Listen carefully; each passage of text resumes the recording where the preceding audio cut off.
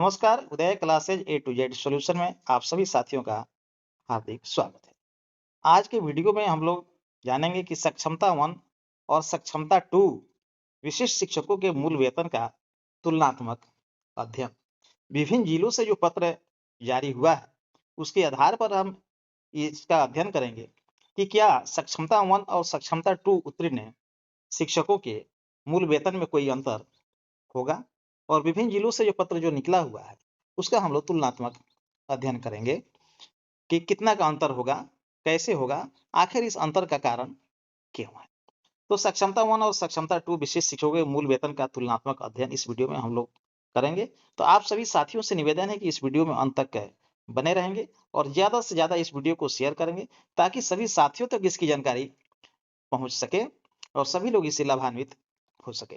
यदि आप मेरे चैनल पर नए हैं तो सबसे पहले आप मेरे चैनल को सब्सक्राइब करना नहीं भूलें और बेल आइकन अवश्य दबा लें ताकि मेरे प्रत्येक आने वाला वीडियो का नोटिफिकेशन आपको प्राप्त हो सके। तो चलिए तुलनात्मक अध्ययन हम लोग करेंगे और सक्षमता 1 से अधिक होगा सक्षमता 2 का मूल वेतन। क्या सक्षमता 1 जो लोग 1 जनवरी 2025 को विशिष्ट शिक्षक के रूप में योगदान कर लिए और सक्षमता 2 जो 1 मार्च 2025 को विशिष्ट शिक्षक के रूप में योगदान किए हैं, क्या वेतन में अंतर होगा? क्या सक्षमता 1 वाले का वेतन सक्षमता 2 से कम हो जाएगा? और भी बहुत सारी बातें हैं। कितना का अंतर होगा? अंतर का कारण क्या है? विभिन्न जिलों से विभिन्न जिलों ने के पत्र अलग-अलग क्यों हैं? आखिर विभाग ये असमानता कब दूर करेगी? ये असमानता जो पैदा जो हो रहा है, विशिष्ट शिक्षक के रूप में योगदान किए हुए हमारे जो साथी हैं सक्षमता 1, सक्षमता 2, उनके मूल वेतन में ये अंतर क्यों? और विभाग द्वारा अलग-अलग जिलों से अलग-अलग पत्र जारी क्यों नहीं हो रहे हैं?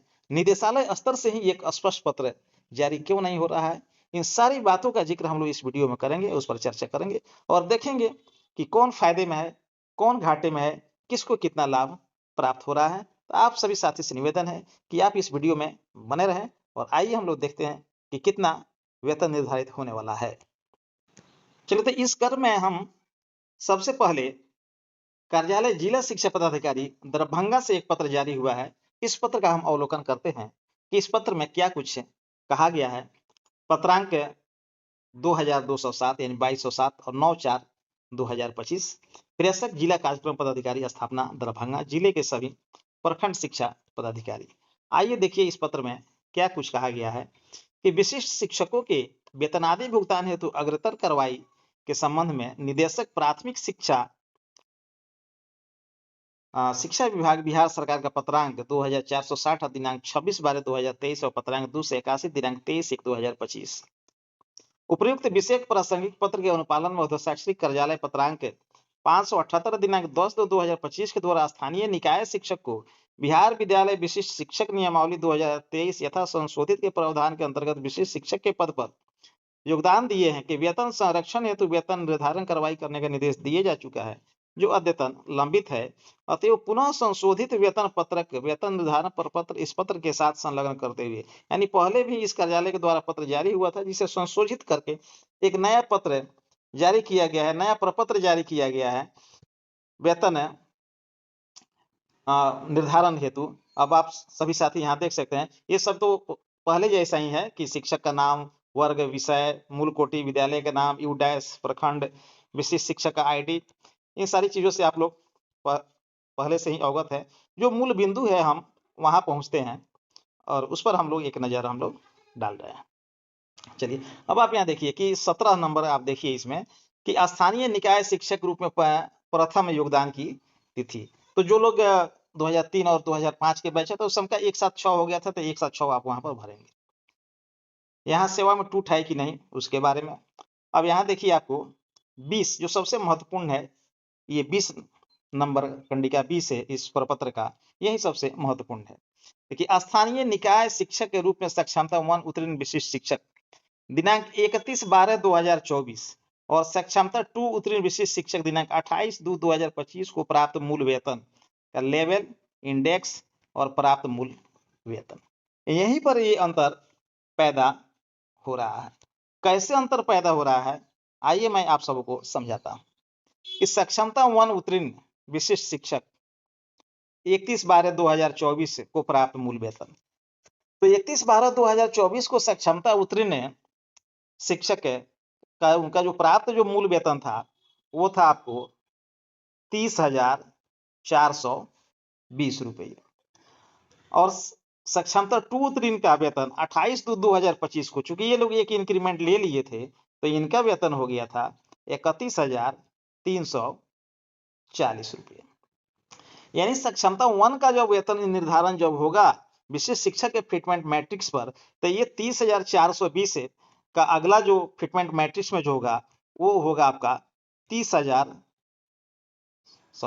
वो हो जाएगा आपको 30,750 रुपये और सक्षमता 2 का जो निर्धारित होगा वेतन वो हो जाएगा आपका 31,670 रुपये। अब आप सभी साथी यहाँ देख सकते हैं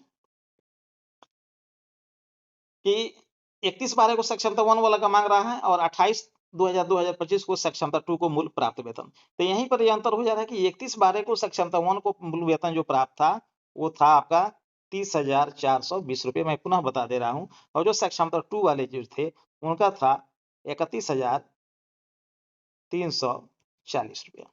तो 30,420 के जो प्राप्त मूल वेतन है इसके अनुसार जब विशिष्ट शिक्षक के फिटमेंट मैट्रिक्स में जब आएंगे, जब आप जाएंगे तब आपका यहाँ पे जो प्राप्त मूल वेतन होगा आपका यहाँ पर हो जाएगा,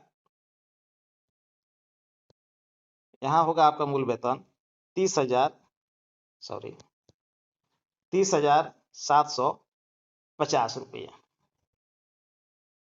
यहाँ आपका मूल वेतन हो जाता है 30,750 रुपये और जो सक्षमता 2 उत्तीर्ण जो साथी हैं उनका मूल वेतन हो जाता है 31,670 रुपये। तो इस तरह का ये अंतर यहाँ पैदा हो जा रहा है, असमानता पैदा हो जा रहा है। यानी जो पहले परीक्षा दिए, पहले उत्तीर्ण हुए, पहले विशिष्ट शिक्षक के रूप में योगदान दिए उनका वेतन कम होगा और जो बाद में परीक्षा दिए, बाद में योगदान किए उनका मूल वेतन अधिक निर्धारित होगा। अब एक अंतर यहाँ पर आएगा आपका अगली वेतन वृद्धि का। तो अगली वेतन वृद्धि जो सक्षमता 1 के जो साथी होंगे उनका अगली वेतन वृद्धि की जो तिथि होगी वो होगा आपको कि 1/7/2025 यानी 1 जुलाई 2025 अगली वेतन वृद्धि होगी जो सक्षमता 1 वाले होंगे। तो जब 1/7/2025 को जब आपकी अगली वेतन वृद्धि होगी तो उस दिन आपका वेतन हो जाएगा 31,670 रुपये, लेकिन 31,670 सक्षमता 2 वाले पहले से ही उन्हें मार्च से ही मिल रहा होगा, यानी जुलाई में आप जाकर के आप सक्षमता 2 वाले की बराबरी आप करेंगे। और जो हमारे जो सक्षमता 2 के जो साथी होंगे जो 1 मार्च को विशिष्ट शिक्षक के रूप में योगदान किए हैं उनके जो अगले वेतन वृद्धि की जो तिथि होगी वो हो जाएगा आपका 1/1/26 और 1/1/26 को जब इनका 1/1/26 को जब ये इनका जो अगला वेतन वृद्धि होगा उस दिन इनका मूल वेतन हो जाएगा। तो जो सक्षमता 2 के जो उत्तीर्ण साथी होंगे तो उनकी जो अगली वेतन वृद्धि की जो तिथि होगी वो उनकी तिथि हो जाएगी 1/1/26 यानी 1 जनवरी 2026 को उनका जो अगला वेतन वृद्धि होगा तो उस दिन उनका वेतन हो जाएगा आपका कि 32,620 रुपये। तो 1 जनवरी को 32,620 रुपये हो जाएगा किनका, सक्षमता 2 वाले का, और सक्षमता 1 वाले रहेंगे कितना पर, तो 31,670। यानी इंक्रीमेंट के मामले में ये आपसे आगे हो गए सक्षमता 2 वाले।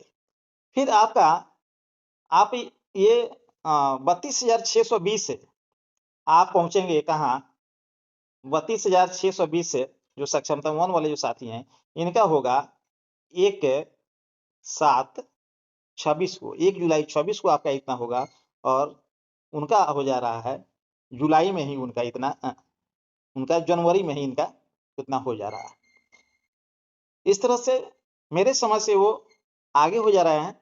विशेष आप सभी साथी जो से बताएंगे कि क्या ये गणना ठीक है, क्या ये विभिन्न जिलों से जो पत्र जो निकला हुआ है ये ठीक है, ऐसा होना चाहिए या नहीं होना चाहिए, या एक समानता होनी चाहिए और निदेशालय स्तर से एक पत्र निकलना चाहिए ताकि सभी साथियों का वेतन समरूप हो, कोई भिन्नता नहीं हो, ताकि किसी के अंदर कोई हीन भावना उत्पन्न नहीं हो कि हमने पहले परीक्षा दिया, पहले योगदान किया और हमारा वेतन निर्धारण कम हो गया। आइए हम कुछ और भी जिलों के पत्रों का अवलोकन हम करेंगे कि उसमें क्या कुछ कहा है। एक पत्र और आप लोगों के समक्ष है, आप यहाँ देख रहे हैं कि कार्यालय जिला शिक्षा पदाधिकारी सिवान स्थापना सकरा पत्रांक 1949 दिनांक 9/4/2025, ये भी 9 तारीख को ही पत्र जारी हुआ है।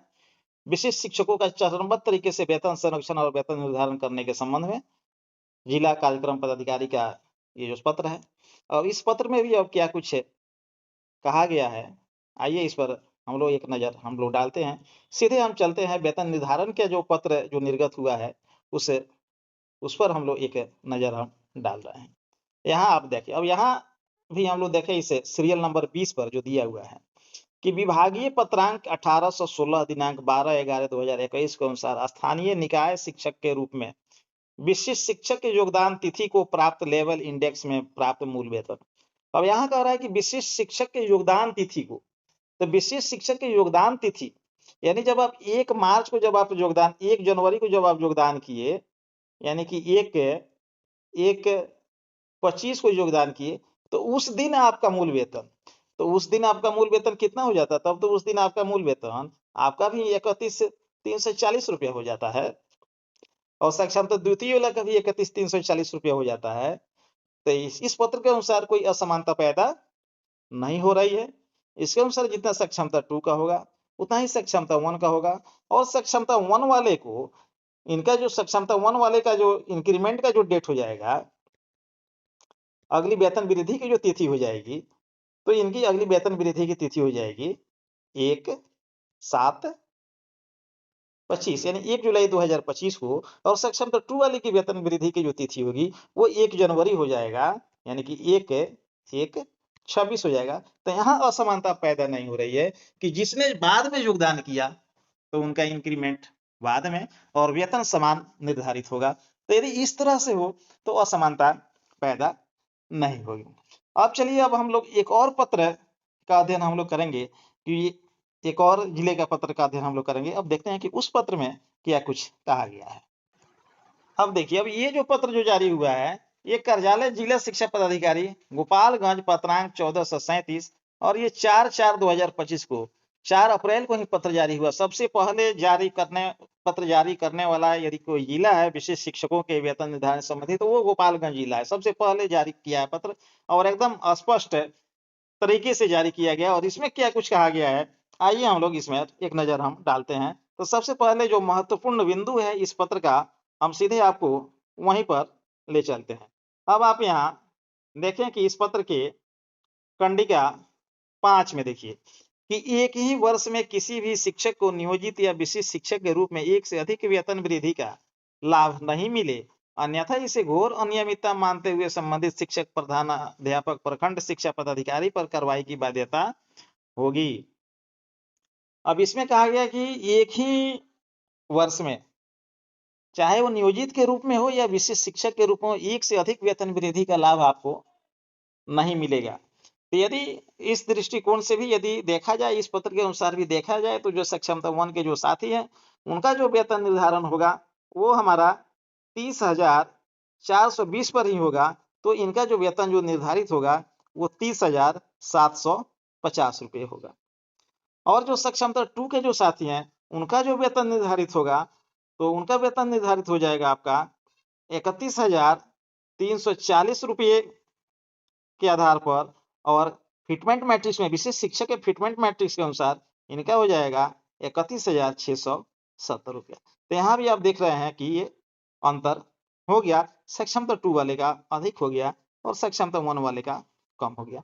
अब जहां तक इंक्रीमेंट की बात है, नेक्स्ट वेतन वृद्धि की जो तिथि, अगली वेतन वृद्धि की जो तिथि है, तो सक्षमता 1 वाले का जो वेतन वृद्धि का जो तिथि होगा वो होगा आपका कि 1/7/2025 होगा, और इनका जो होगा 1/1/26 होगा। तो ये 31,670 सक्षमता 1 वाले कब पहुंचेंगे? 1/7/2025 को, और सक्षमता 2 वाले 31,670 पर पहुंच गए कब? 1 मार्च को ही, जिस दिन योगदान किए उसी दिन इनका 31,670 हो गया और सक्षमता 2 वाले का जुलाई में होगा। जब अगली वेतन वृद्धि की जो तिथि होगी, जब इनका सक्षमता 2 वाले के यानी 1 जनवरी 2024 को इनका वेतन हो जाएगा 32,620 रुपये हो जाएगा।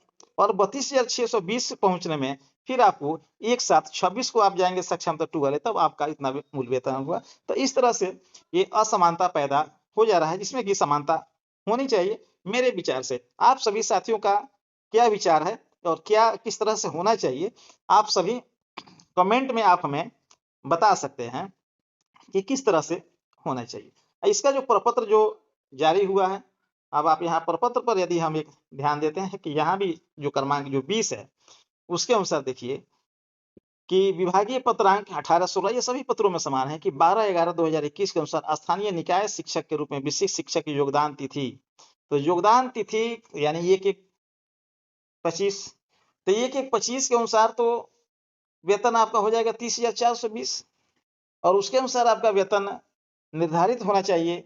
31,670 रुपये। लेकिन इस पत्र में स्पष्ट कहा गया है कि एक ही वर्ष में चाहे वो नियोजित के रूप में हो या विशेष शिक्षक के रूप में हो, 2 इंक्रीमेंट का लाभ नहीं मिल सकता है। अतः यहाँ भी आपका वेतन निर्धारित कितना होगा? 30,750 रुपये होगा। और जो सक्षमता 2 वाले जो होंगे उनका वेतन निर्धारित कितना होगा? तो 31,670 रुपये उनका वेतन निर्धारित होगा। तो इस तरह से ये अंतर हो जा रहा है। इस पर आप सभी साथियों का विचार क्या है? आप सभी साथियों से निवेदन है कि आप अपना विचार कमेंट में अवश्य शेयर करेंगे और इस वीडियो को ज्यादा से ज्यादा शेयर करेंगे ताकि सभी साथियों तक इसकी जानकारी पहुंच सके।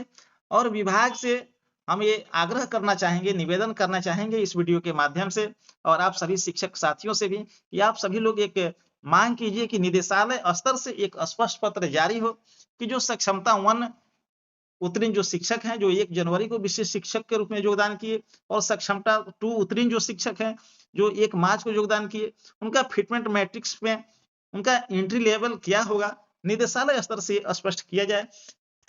मैं भी विभाग से ये आग्रह कर रहा हूं, निवेदन कर रहा हूं, खास करके एसीएस महोदय से जो हमेशा शिक्षकों की समस्याओं को लेकर के जागरूक रहते हैं, बहुत ही सेंसिटिव रहते हैं शिक्षकों के प्रति। शिक्षकों की समस्याओं का हल उनके द्वारा त्वरित रूप से किया जाता है। तो उम्मीद है कि इस असमानता को भी दूर करने का प्रयास किया जाएगा। मेरी नजर में तो ये असमानता ही है, हो सकता है कि विभाग के नजर में ये नहीं हो या आप सभी साथियों की नजर में ये असमानता नहीं हो।